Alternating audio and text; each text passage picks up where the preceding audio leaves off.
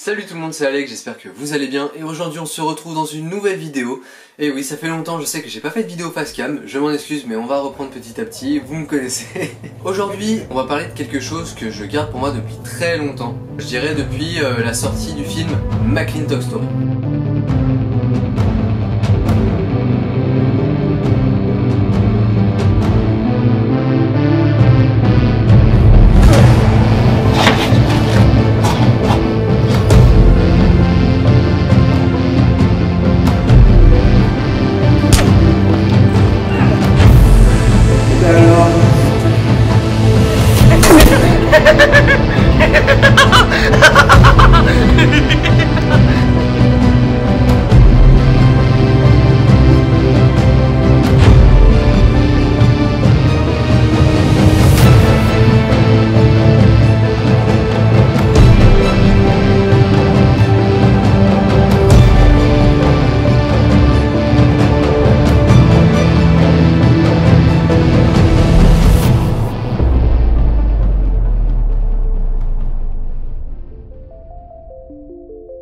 Cette vidéo va parler un petit peu de comment est-ce qu'on a fait le film et surtout on va parler un petit peu des différents dramas qu'il y a eu autour du film parce que c'est l'une de mes productions, disons, qui a failli me faire arrêter totalement les vidéos YouTube. Alors je vois déjà des gens dans les commentaires qui vont dire mais pourquoi t'as pas déjà arrêté, etc. Les haters, je vous connais, si je vois votre message je vais le supprimer, donc ne notez pas de message, ce sera mieux pour vous. Alors si vous voulez, vous pouvez toujours mettre un pouce rouge, je m'en fous parce que quoi qu'il arrive vous aurez vu la vidéo et vous aurez interagi avec la vidéo en mettant un pouce bleu ou rouge. Donc au final, vous servez l'algorithme pour moi. Merci les gars, ça fait plaisir. Allez, ciao. Donc les amis, aujourd'hui on va revenir du coup sur le film McLintock Story. Voilà, c'est un film en gros qui est sorti en 2022, juste après en fait mes années d'études. Donc c'est un spin-off de l'univers Blackstorm. L'univers Blackstorm que j'avais produit durant mes études de cinéma. Donc pour ceux qui se rappellent, du coup, il y avait eu Blackstorm le commencement, Blackstorm 2 le retour de l'aigle et Blackstorm 3 rédemption, et McLintock Story est un spin-off qui du coup est dédié au personnage de James McLintock interprété par Tristan Richard. Tristan Richard, lui, c'est toujours un comédien exceptionnel, il a toujours interprété James avec justesse et on le remercie vraiment beaucoup pour ça. Et d'ailleurs il va revenir pour reprendre encore son personnage de James dans Blackstorm 2, du coup la suite, le long métrage qui va sortir en 2026. Donc voilà, c'est une personne avec qui du coup j'ai coécrit le scénario. Je voulais voilà que Tristan mette un petit peu la patte au scénario et du coup c'est pour ça qu'on l'avait écrit ensemble. J'écrivais la majorité, Tristan le lisait et ensuite on débattait et on gardait ce qu'on voulait ou pas. Donc voilà, c'est ce qui a amené du coup au fait que il y a eu le film McLintock Story que je mettrai en lien dans cette description qui est sorti en 2022. Et d'ailleurs si vous l'avez pas vu, je vous recommande d'aller le voir et si vous l'avez déjà vu, je vous recommande d'aller le voir. Donc, on va revenir plus en détail du coup sur comment le film a été produit. Alors il faut savoir que nous, au niveau de nos productions, nous tournons principalement les week-ends. Donc ça peut être les samedis et les dimanches. C'est assez rare en semaine, mais ça nous arrive de le faire également. Pourquoi est-ce qu'on tourne le week-end? Tout simplement parce que avec les comédiens avec lesquels on tourne, que ce soit également aussi les membres de l'équipe technique, ils ont tous une vie à côté. Voilà, le cinéma, je vous apprends rien, il faut pallier avec les emplois du temps de chacun. Chacun a une vie, ses problèmes, etc. Et du coup, il faut toujours trouver un planning pour que tout le monde puisse essayer de se retrouver au même endroit et au même moment pour pouvoir tourner. Voilà, s'il y a que moi pour tourner, on n'ira pas bien loin quoi. Donc nous on tourne principalement, comme je vous l'ai dit, les week-ends, les samedis et les dimanches. C'est un film qui s'est réparti en gros de début 2022 jusqu'à octobre 2022. Donc c'est plein de week-ends répartis les uns avec les autres. La première chose c'est que il n'y avait pas eu le retour de Augustine Salva qui jouait du coup le personnage de Diane Drake dans Blackstorm 3. Elle nous a simplement dit qu'elle elle voulait pas forcément revenir sur un truc trop sombre, etc. parce que ça pouvait lui faire rappeler des choses de sa vie. Je rentrerai pas dans les détails bien entendu, mais du coup nous on l'a totalement accepté, il y avait aucun souci pour nous, donc on l'avait remplacé par une personne qui n'est pas comédienne, qui était Laurie Porcel Martinez. Laurie, si tu regardes cette vidéo, merci à toi d'avoir joué le rôle de Diane, qui nous a beaucoup sauvé la vie. Voilà, il y avait eu ça, il y avait eu plein de personnages qui interagissaient. On avait le retour d'un méchant qui était le personnage de Roman Dexter qui était dans Blackstorm 3. Je ne citerai bien entendu pas les noms de ces personnes là. Et si vous les connaissez, ne les notez pas en commentaire. voilà, je supprimerai votre commentaire, je ne veux pas qu'un nom sorte, voilà, vous n'avez pas à divulguer des informations personnelles. Donc l'acteur qui joue Roman Dexter du coup revenait, le film parlait du fait que voilà, il y avait en gros une série de crimes voilà, dans la ville perpétrés par le personnage de Dexter, et au final James devait y mettre fin, et il y avait la révélation comme quoi Jake n'était pas mort à la fin du film. On l'avait déjà à la fin de Black Storm 3 mais c'était assez subtil, et oula, subtil j'ai dit.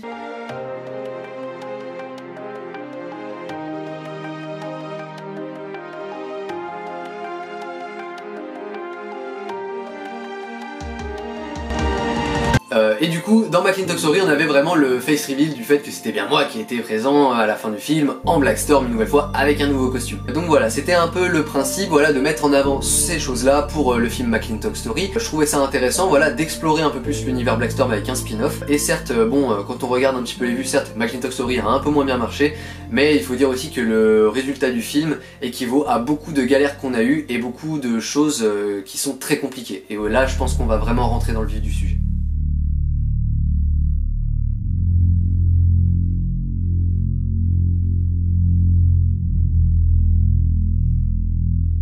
La première chose, c'est que du coup on tournait avec une production avec laquelle j'étais à la base. Je ne citerai pas le nom de la production, pareil, si vous le connaissez ne le notez pas en commentaire, de toute façon sur leur chaîne YouTube ils ne postent absolument plus rien aujourd'hui, t'as l'impression que c'est une chaîne morte, donc voilà, donc s'ils m'entendent les gars, vous faites de la D depuis le début. Donc, moi je faisais partie de ce collectif, et ce collectif là avait été créé par moi, un gars qu'on va appeler Charles, ouais, c'est pas son vrai nom, et un autre qu'on va appeler Charles 2. C'est pas leur vrai nom, vous imaginez bien. Mais du coup, Charles 1, ben du coup, lui, de base c'était un ami à moi. Et du coup, on avait créé ça ensemble, et on voulait ramener une troisième personne, et cette troisième personne c'était Charles 2. Charles 2, du coup, lui, c'était lui en gros qui avait la grosse caméra, qui était une Blackmagic Pocket 4K. Donc c'est une superbe caméra avec laquelle on peut tourner, c'est une caméra d'ailleurs qui coûte cher, donc c'est pour ça qu'il y a une qualité optimale. Et du coup, il a tourné, je dirais, 40% du film avec sa caméra. On avait du coup monté cette société de production. On était même allé voir des comptables, etc. machin, on devait faire vraiment un truc sérieux. On note qu'il faut un président. Dans chaque entreprise, voilà, t'as un PDG, un machin, et nous c'était un président. Et le président du coup de la société, c'était Charles II. On avait tous décidé que c'était lui, malgré le fait que j'étais le seul dans l'entreprise à avoir un diplôme en audiovisuel. Pour ceux qui me suivent depuis longtemps, vous savez que j'ai passé une école et que j'ai obtenu un diplôme. Mais du coup, j'étais le seul à vraiment avoir eu une formation.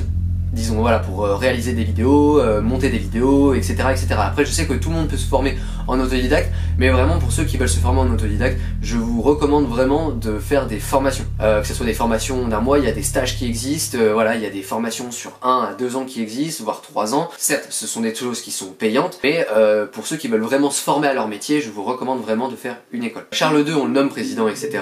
Et étant donné qu'on est une société, il faut bien voilà, qu'on récupère des contrats. Donc les contrats, c'est des contrats en audiovisuel, donc les tournages de clips musicaux. On avait réalisé ensemble le clip pour un groupe voilà, de rap lyonnais. J'ai plus le nom exact, mais je vais vous passer un extrait. Tango Tanga, bouge ton corps comme Lucas Paqueta. Tango Tanga, bouge ton corps comme Lucas Paqueta. Tango Tanga, bouge ton corps comme Lucas Paqueta. Tango Tanga. On avait réalisé ça, moi j'étais du coup en fait le réalisateur du clip. Donc c'est moi qui briefais les enfants, les comédiennes qui étaient venues et les rappeurs en question. On avait tourné ça, on avait pas tourné autre chose encore. Du coup, pour ramener de l'argent, c'est toujours bien du coup de commencer un peu bas entre guillemets en termes de prix. On avait prévu en fait de faire des clips pour ces gens-là à hauteur de 300 €, en sachant qu'il y avait le montage bien sûr qui était compris avec. En soi, c'est quelque chose qui est pas cher. 300 € un clip avec le montage, c'est pas cher les gars. Faut vous calmer. Les clips à 150 €, faut arrêter 2 secondes.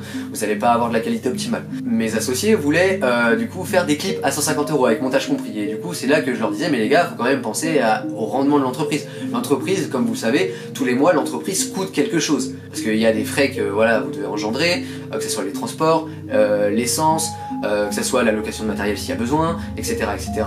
Et si jamais il y a des salaires, bah faut fournir les salaires. Donc au final, voilà, c'est quelque chose, comme vous le savez, qui est important, enfin, que l'entreprise soit rentable pour pouvoir payer ce qu'il y a à payer tous les mois. Du coup, au tout début de notre activité, juste après le clip, on rencontre une personne qui s'appelle Camille Carapet, que vous connaissez sur la chaîne, étant donné que voilà, si la chaîne s'appelle AC Play Productions, c'est pour Alex et Camille. Camille, du coup, c'est en mars 2022 que je la rencontre. Elle me présente son projet de série qui est It's Long Story, Et d'ailleurs, je vous recommande d'aller lire son livre qui est actuellement en vente sur Amazon et sur les différents sites où vous pouvez les acheter. Je sais, je mettrai au début de la vidéo collaboration commerciale, même si c'est juste je soutiens ma meilleure amie sur sa vente de livres. Voilà, on veut tous que quand l'un de vos proches sort quelque chose, bah, que ça se concrétise. Donc voilà, si jamais vous avez le cœur à vouloir lire ce qu'elle a écrit, je mets un lien dans la description.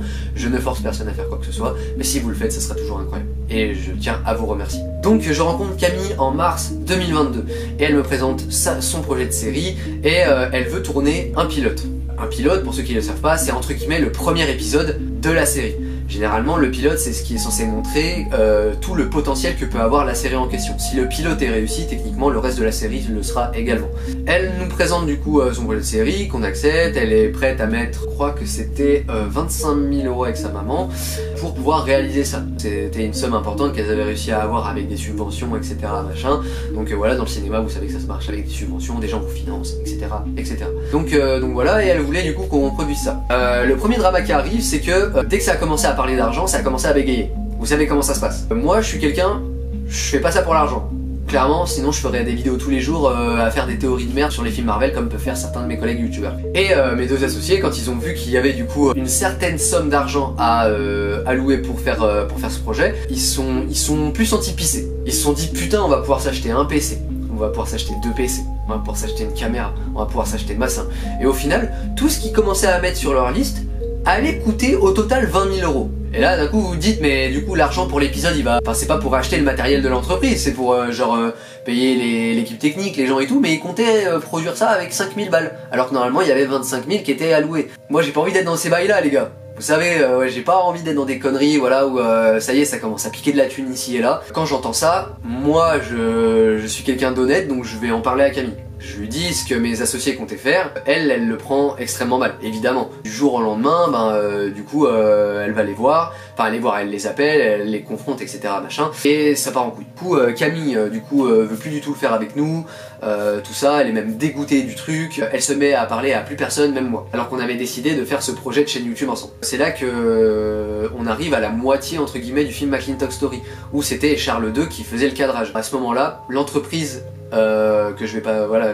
l'entreprise qu'on avait créée, elle explose. Genre, c'est pas elle explose dans le bon sens, c'est ils m'ont dégagé comme un malpropre en me disant que j'étais pas professionnel et que genre j'arrêtais pas d'ouvrir ma gueule en disant qu'ils faisaient que des choses pas ouf. Mais en même temps les gars, vous êtes pas assez formés sur le truc et c'est ce que j'essayais de leur dire. Genre je leur disais les gars, c'est pas comme ça qu'on fait les procédures, etc. machin. Il y a tout un processus à faire pour qu'un projet se fasse, etc. tout ça. Et eux ils voulaient toujours aller trop vite et à un moment ça a pété. Et ils m'ont dit casse-toi connard, tu commences à nous faire chier. Genre en mode ça y est, comme si genre j'avais pas le droit de donner mon expertise alors que je rappelle quand même que j'ai eu une formation. Genre il y a des profs qu'on a eu qui ont sorti des films au cinéma et ils nous ont dit comment la chaîne de production se faisait.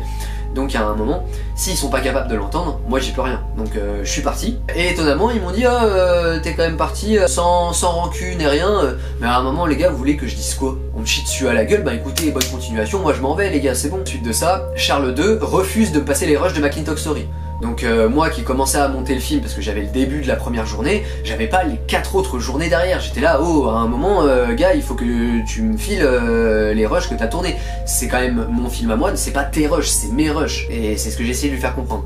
J'ai réussi à avoir gain de cause parce que je l'avais menacé de l'attaquer en justice. Bien sûr, étant donné que ce mec a entre guillemets pas de couilles, écoute, il m'a filé les rushs et puis voilà. Et faut savoir une chose également, c'est que du coup en fait au moment où l'entreprise éclate, Camille elle a failli se faire voler son idée de It's a Long Story par Charles I et Charles II, en sachant que du coup techniquement c'est illégal parce que Camille avait déposé les droits de sa série et en déposant les droits d'une série auprès de la SACD, vous en avez la propriété intellectuelle. Donc ça veut dire que ça vous appartient, c'est à vous. Il n'y a personne d'autre qui peut reprendre ce que vous avez pris. Blackstorm d'ailleurs, je précise à tout le monde dans cette vidéo, c'est déposé à la SACD, j'ai les droits sur 70 ans.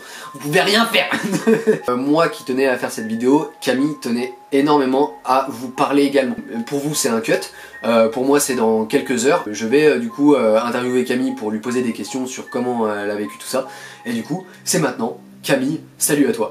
Bonjour Alexandre, et c'est un grand plaisir, comme d'habitude, de participer à une de nos vidéos du coup.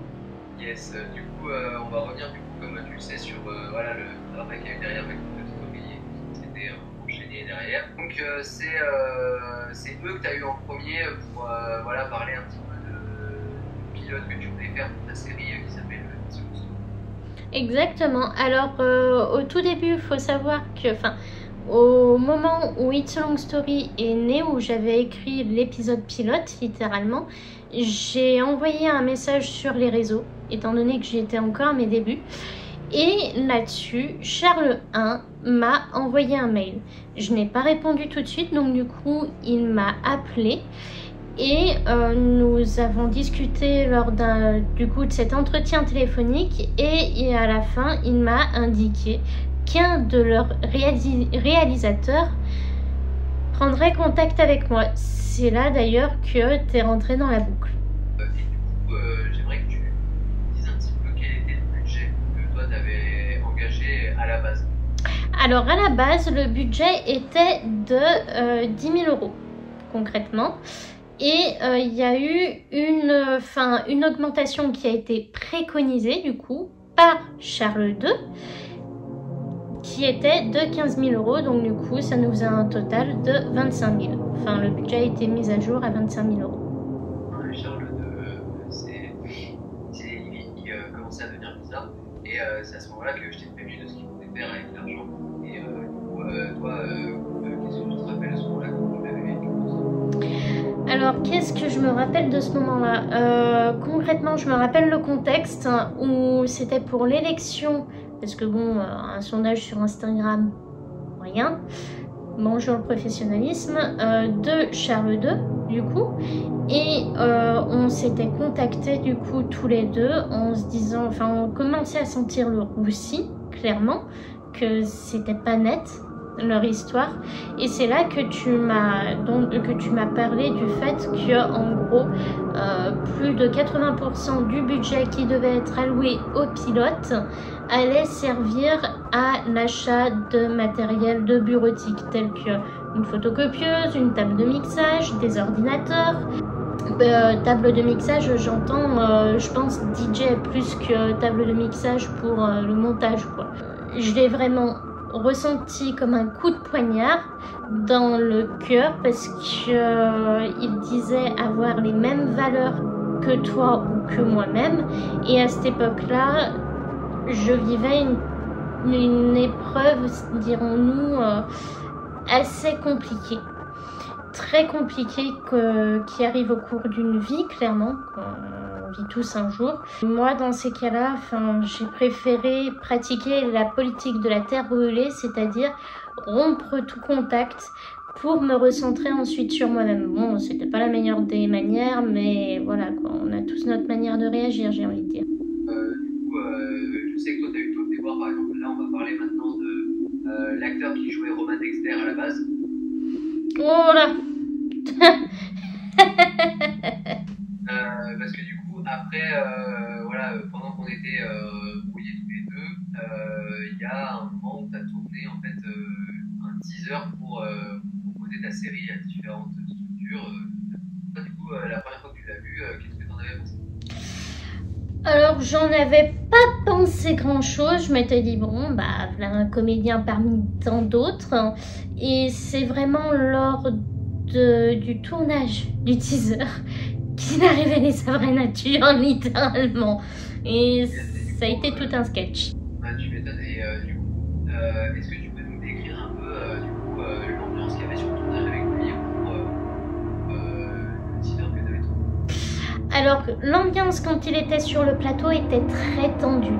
Et c'était très tendu parce qu'il n'hésitait pas à parler de ses problèmes personnels, mais pas comme quelqu'un qui a besoin qu'on l'écoute, qui a besoin d'une oreille attentive, plus comme quelqu'un qui est en mode il m'arrive ça, il m'arrive ça, il m'arrive ça, aide-moi, aide-moi, aide-moi, aide-moi.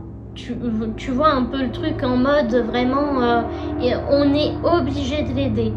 Et je sais que ça avait vraiment pompé le moral de toute l'équipe, et que le dernier jour du tournage, parce qu'il était là que sur le dernier jour concrètement, ce dernier jour-là a été horrible pour nous tous. Ça a été vraiment une expérience très où ça s'est fini sur une mauvaise note, quoi, tout simplement.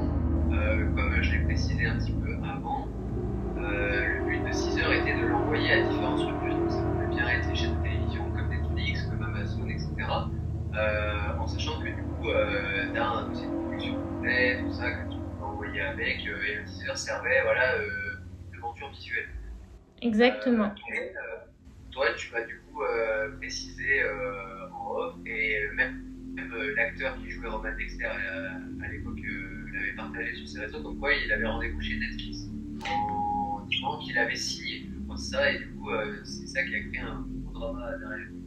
Mais disons qu'il est allé raconter à toute l'équipe. Moi, j'ai toujours été franche pour ce premier teaser parce qu'il y en a un nouveau qui va sortir bientôt.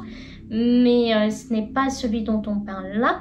Dont on parle là a été fait en 2022 concrètement. Basta ça, j'ai toujours été franche avec eux en leur disant bon écoutez les gars, ce teaser va servir pour de la présentation aux chaînes de télé, aux plateformes telles que Netflix. Je n'ai jamais dit comme quoi on allait être sur Netflix, clairement qu'il y avait un papier de signé. Sauf que cet acteur-là en question a compris tout le contraire. Je ne sais pas ce qui s'est passé dans son cerveau concrètement, mais il a compris tout le contraire et il est allé claironner aux tout venants et notamment à l'équipe artistique que ça y est, on était arrivé au sommet. Ce qui a créé du coup des déboires. L'équipe artistique ne m'a pas cru quand j'ai contredit ce qu'il disait. Et ils ont préféré couper les ponts, tout simplement. Ouais, ok. Donc, au final, quand on entend différentes personnes qui disent que cet acteur en question est blacklisté de la plupart des productions lyonnaises, ça se comprend. Ah mais ça se comprend totalement. Et puis j'ai même envie de dire, au vu de la psychologie de ce personnage, non, c'est pas possible. C'est pas possible, c'est même pas en rêve qu'il soit sur un plateau de tournage pour le coup. Donc voilà, c'était à peu près ce qui s'était passé. On a raconté beaucoup de choses évidemment. En tout cas, merci beaucoup Camille pour avoir répondu à toutes ces questions. Eh ben merci à toi encore une fois. C'est toujours un plaisir de venir sur le plateau, de discuter et tout. Yes, donc super. Bah écoutez, on repasse à la vidéo à la suite tout de suite et puis l'émission ça va. Ciao ciao. À bientôt.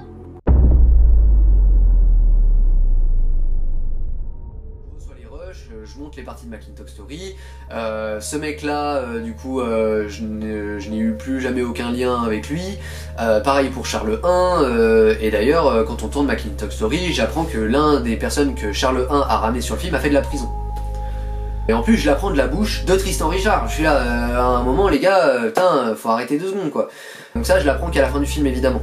On arrive à peu près la moitié du film. Comme j'ai dit, il avait filmé 40%. Donc lui il tourne du coup sa dernière journée, c'était les journées qu'il y avait eu dans Macintosh Story où on filmait entre guillemets dans les bureaux du commissariat. Il y a l'acteur qui joue Roman Dexter, de base il devait être là pour la scène où du coup normalement James arrive à la fin du film avec Diane. Et normalement à ce moment là ils sont censés avoir ramené Dexter, le faire passer devant plusieurs flics. Voilà, ce qui aurait été un plan très sympa et tout machin, et au final dans le film, vous l'avez vu à la fin, James arrive avec Diane, et au final Dexter il est pas là. Il faut savoir du coup que cette personne, du coup, à la base je devais être le parrain de son enfant. J'avais pas signé les papiers ou quoi que ce soit, hein. Avec l'embrouille qu'il y a eu derrière, laissez tomber. Faut savoir que moi à ce moment-là, mon taf c'était pas ça, de faire des vidéos, etc. Aujourd'hui, ça l'est en partie parce que je suis monteur pour une entreprise. Donc je réalise des montages, etc. et je suis payé pour faire de la vidéo. Cette personne, dans la journée, nous dit « Yo Alex, je viens pas. Je suis occupé, machin. » Alors qu'il y avait une fiche de convocation, qu'il était prévenu, etc.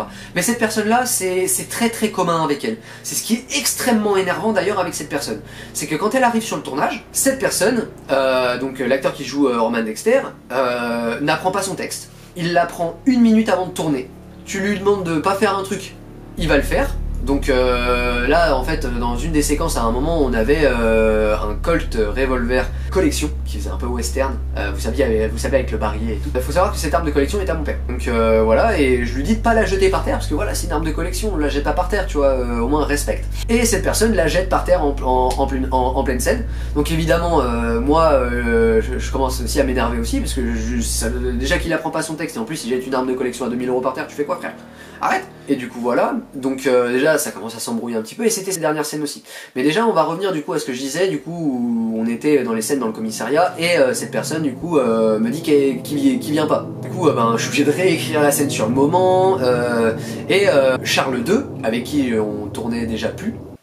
Ah merde, oh non, elle a plus de batterie. Donc comme je le disais, il me dit qu'il vient pas, et Charles II, avec qui du coup on tournait plus le lendemain ou le surlendemain, j'en sais rien exactement, mais il a osé dire à cette personne là que j'avais insulté sa fille. Si déjà, Charles II, je te parle à toi, si t'avais appris à me connaître, déjà tu sais très bien que j'insulte personne gratuitement. Je vais pas aller dire à un mec qui était mon pote que voilà, j'insulte sa fille.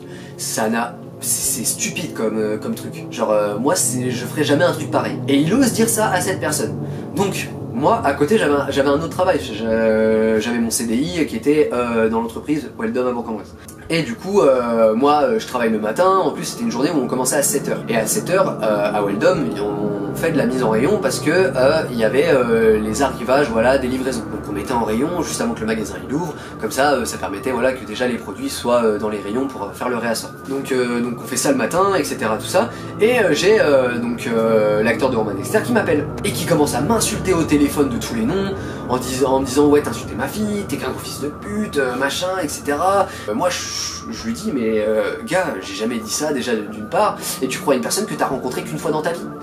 Il y a une personne que t'as vue qu'une seule fois dans ta vie, tu sais même pas si elle est honnête avec toi, et tu vas croire une personne comme quoi j'ai insulté ta fille, alors qu'en réalité j'ai insulté personne. Wow. Alors que normalement on est censé être potes, je suis censé être le parrain de ta fille, enfin tu vois, genre à un moment voilà, faut retomber les pieds sur terre, tu vois, faut ouvrir les yeux. Je lui ai envoyé un message en lui disant du coup que voilà, je voulais plus jamais entendre parler de lui, etc. Mais du coup on avait déjà tourné des scènes dans McLintock Story avec lui. On a changé d'acteur. Et l'acteur du coup que vous avez vu dans le film est un comédien du coup qui avait trop envie de faire un rôle de méchant. Et on avait tourné un truc la veille. Je l'appelle en lui disant que voilà, j'ai pensé à lui pour le rôle de Dexter. Anthony voilà, qui joue le personnage de Dexter dans le film, qui le joue super bien, hein, c'est un très bon comédien. D'ailleurs si jamais voilà, vous voulez faire des projets Anthony, moi je vous le recommande, hein, il est très cool. On doit faire des reshoots. On fait des reshoots, etc. machin, avec Anthony. Donc nickel, tout se passe bien. Ça amène le fait que voilà, on est obligé de retourner des trucs et qu'il y a des moments avec la personne qui jouait déjà Roman Dexter à la base, qui du coup est plus trop cohérent avec certains plans du film, etc. De toute façon, le résultat final, il est ce qu'il en est. Mais le plus gros événement qui nous est arrivé dans le film, ça a été le 27 juillet 2022. Je me rappelle exactement de la date parce que j'ai encore le procès verbal. Voilà que j'ai... Ce tournage nous a fait amener au commissariat. Attendez, je vous explique. On tourne et l'acteur qui joue Roman Dexter finit ses scènes à 18h. Je peux avoir des témoins. D'ailleurs, l'actrice qui joue Mélanie Del Chioso, parce qu'elle est partie en même temps que lui, à 18h30. Donc à 18h30, ces deux comédiens partent et nous, on continue à tourner de nuit, voilà, pour tourner les scènes. On met du matériel dans la voiture, tout ça, etc. Pour stocker voilà, tout ce qui est, des fois, vous savez, les costumes, voilà, peut-être un sac à main, un cartable... et en plus on allait dormir dans un Airbnb avec les super citoyens. Donc je me disais bah écoutez, j'ai ramené mes affaires, j'avais ramené mes cartes Yu-Gi-Oh parce que voilà, les cartes Yu-Gi-Oh c'est la vie, merde. Et du coup je me dis bah ok, on met les affaires dans la voiture, on mange, on continue à tourner de nuit et arrive la fin du tournage à 23h30. On fait une petite pause à l'endroit machin où on faisait le film et ensuite on va directement à la voiture. On commence à marcher à la voiture et là on commence à se rendre compte que les portières sont ouvertes. Bon, vous savez ce qui s'est passé, hein. On s'est fait carotte tout ce qu'il y avait dans la voiture. Le seul truc qu'on s'est pas fait voler, c'est mon Ronin SC. Donc c'est un stabilisateur vidéo. Je vous mets l'image juste ici, comme ça vous pouvez voir un petit peu ce que c'est. Donc on se fait pas voler ce matériel là, mais on se fait voler tout le reste. Bon, la caméra on l'avait pour filmer, donc on s'est pas fait voler la caméra. On avait les costumes parce que voilà, on tournait avec les costumes. Sinon on s'est fait carotte tout le reste. Le Colt, mes affaires, le sac à main de Laurie. On s'est fait Tristan il s'est fait voler ses papiers, il s'est même fait voler 50 € parce qu'ils sont allés payer du tabac genre au maximum que peut faire le sans contact. Donc vraiment on s'est fait niquer de bout en bout. On va au commissariat, etc. Procès verbal, voilà, tout ça. On sait pas du tout qui avait fait ça. Aujourd'hui je pense que j'en ai la certitude. Et si vous me regardez ceux qui ont fait ça, parce que je les ai cités dans la vidéo, on va pas vous lâcher. Il faut savoir une chose, c'est que du coup, on commence du coup à poser des questions à toutes les personnes qui étaient là, etc. tout ça. Et évidemment, l'acteur de base qui jouait Roman Dexter a été, évidemment, on lui a posé des questions. Et il a répété à tout le monde qu'il était parti en même temps que nous à 23h30. Ce qui est un mensonge. Tu es parti à 18h30. Si tu n'as rien à te reprocher, pourquoi est-ce que tu as menti? Tu vois ce que je veux dire? Ensuite, les mois passent, une année passe, une année et demie passe, et du coup, je commence à parler avec des personnes, voilà, de ce qui s'est passé, de mon vécu, comment on s'est fait voler ça. Et il y en a qui commencent à délier leur langue. J'ai 4 personnes qui ne se connaissent pas, qui m'ont dit exactement la même chose. Donc je pars du principe que ce qu'ils m'ont dit c'est vrai. Parce que j'ai plusieurs sources qui me le confirment. Après, je n'ai pas de preuves visuelles à vous montrer, ou quoi que ce soit. Donc ça c'est le seul bémol que j'ai à vous proposer. C'est voilà, c'est juste les témoignages de personnes qui m'ont rapporté ça. D'après ces 4 personnes, l'acteur qui aurait joué Roman Dexter aurait prévenu Charles 1 et Charles 2 de où est-ce qu'on était. Et Charles 1 et Charles 2 seraient venus nous voler notre matériel. Et vous vous dites, ouais mais Alex, c'est quand même un peu étrange, ils vous volent tout votre matériel quand même, etc. Mais les gars, Charles 2 il a un Ronin C. Ou un Ronin M, je crois que c'est un Ronin M. Il a un Ronin M, je vous mets ce que c'est à l'image. C'est genre la gamme 1000 fois au-dessus de moi. Il m'a pas volé mon Ronin SC. À quoi ça lui servirait d'avoir un Ronin bas de gamme alors qu'il a un Ronin beaucoup plus important que le mien? Donc moi c'est le premier truc qui m'est venu à l'esprit quand ils m'ont dit ça. Et c'est là où tout a fait tilt. Parce que surtout c'est que dans une story qu'ils ont mis pour un projet, j'ai vu du matériel qui m'avait volé. Et bien sûr, étant donné qu'une story ça reste que 24 heures, j'ai pas eu le réflexe de prendre un screen. Donc voilà, ça casse un peu les couilles. Donc je sais que c'est bon. Et malheureusement aujourd'hui il y a prescription. Et au final j'ai racheté du matériel depuis. Donc au final les gars, vous êtes juste des connards, c'est tout. Vous voulez que je dise quoi? On se fait voler tout ce matériel là, en plus Laurie elle s'est fait voler son téléphone, elle pouvait même pas rentrer chez elle alors que le lendemain on travaillait, ouais, c'était un enfer. C'est un peu tous les déboires qu'il y avait eu sur le film McLintock Story. Voilà, je voulais vous raconter ça parce que ça fait un petit moment que j'avais envie d'en parler, ça fait trop longtemps que je garde ça pour moi. J'avais vite fait raconter une petite anecdote, voilà, dans la vidéo anecdote de McLintock Story. On a réussi à tous se remettre de cette histoire. Maintenant on avance, aujourd'hui voilà, on a sorti Blackstorm 1, maintenant il y a Blackstorm 2 qui arrive. Donc j'ai envie de vous dire, peut-être que ça a été un mal pour un bien, mais j'ai pas forcément envie de me dire ça. Ce qui s'est passé n'est pas bien. Et je tiens à vous dire qu'il y a énormément de gens de mon entourage qui me disent ouais mon fils ou ma fille veut rentrer dans l'audiovisuel, t'as fait quelle école, machin, tout ça. Donc moi je leur réponds, mais je leur dis surtout entourez-vous bien. C'est la grande leçon que je pourrais vous donner. Quand vous travaillez dans l'audiovisuel, il y a énormément de gens qui vont vous dire oui mais c'est un monde de requins, etc. Tout ça, enfin Alex, voilà, tu sais, toi qui es dedans. Oui, il y a énormément de gens qui vont essayer de vous enfoncer pour avoir votre place. Donc voilà. Si j'ai un dernier message à dire aux gens avec qui je travaille aujourd'hui, c'est merci d'être encore là. Merci de me faire confiance. J'espère que voilà, on ira loin tous ensemble parce que c'est pour moi, on fait tous partie du même bateau. Donc autant percer tous ensemble que percer tout seul et finir malheureux. Merci en tout cas à vous tous d'avoir regardé la vidéo, j'espère qu'elle vous a plu. Voilà, c'était une petite vidéo anecdote, McLintock Story, tout ça, pour vous parler un peu plus en détail du film. Donc n'hésitez pas à vous abonner à la chaîne, n'hésitez pas à liker cette vidéo. Les amis, je vous dis à plus tard pour une future vidéo. On va bientôt tourner une nouvelle séquence pour Blackstorm le commencement. Je sais le film est sorti mais c'est une scène coupée en fait qu'on voulait faire à la base et qu'on n'avait pas pu faire pendant le film. Donc on va la tourner là, vous aurez du coup le making of de cette journée plus la scène qui sortira quand tout sera prêt. Voilà, donc je vous dis à très vite. C'était Alex et Camille et je vous dis à très bientôt.